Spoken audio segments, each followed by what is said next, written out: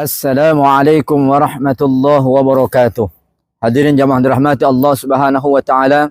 Segala sesuatu yang kita lakukan di permukaan bumi ini akan kita pertanggungjawabkan di hadapan Allah Subhanahu wa taala. Salah satunya adalah hati kita. Dalam Al-Qur'anul Karim Allah Subhanahu wa taala berfirman, A'udzubillahi minasyaitonir rajim. Bismillahirrahmanirrahim. ولا تقف ما ليس لك به علم إن السمع والبصر والفؤاد كل أولئك عنه كان مسؤولا. Yang artinya, dan janganlah kamu mengikuti apa yang kamu tidak ada pengetahuan tentangnya. Sesungguhnya pendengaran, penglihatan, dan hati semuanya akan diminta pertanggungjawaban oleh Allah Subhanahu wa taala. Hadirin jamaah dirahmati Allah, kata-kata hati disebutkan dalam Al-Qur'anul Karim dengan kata al-qalbu, al-fuad, as-sadra, yang bermakna hati. Dan dalam sebuah hadis baginda Rasulullah sallallahu alaihi wasallam menyampaikan, dalam tubuh manusia ada segumpal daging. Apabila daging tersebut, maka baiklah seluruh tubuh manusia. Namun apabila rusak, maka rusaklah seluruh tubuh manusia tersebut. Ala wahya qalbun. Ketahuilah bahwasanya itu adalah hati, kata baginda Rasulullah sallallahu alaihi wasallam. Dan ada 4 hal yang meracuni hati seorang manusia. Yang pertama, berlebihan dalam berbicara.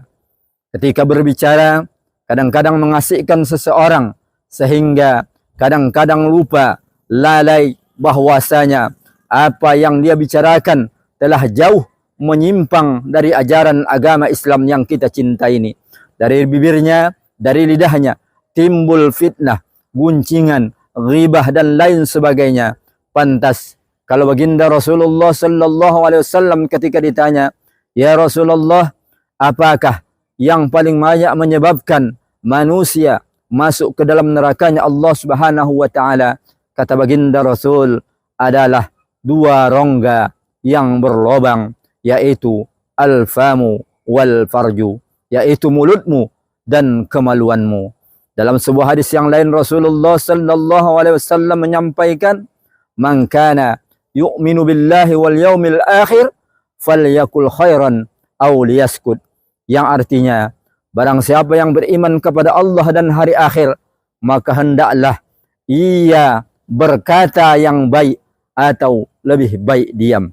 Mari kita jaga lidah kita untuk mengucapkan hal-hal yang terbaik. Kemudian yang kedua adalah berlebihan dalam makan. Kulu washrabu wa la tusrifu innahu la yuhibbul musrifin. Makan dan minumlah kamu dan jangan berlebih-lebihan. Sesungguhnya Allah tidak menyukai orang yang berlebih-lebihan.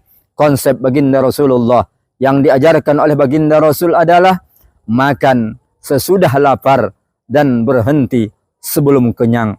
Terbalik berbanding dengan kita, makan sebelum lapar dan berhenti sesudah kenyang.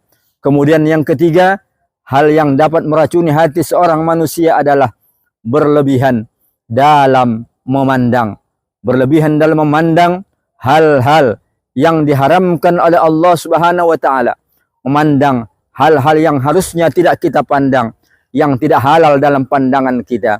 Mari kita gunakan mata kita untuk memandang kekuasaan Allah, memandang ciptaan Allah Subhanahu wa taala, mengagumi kebesaran ciptaan Allah Subhanahu wa taala.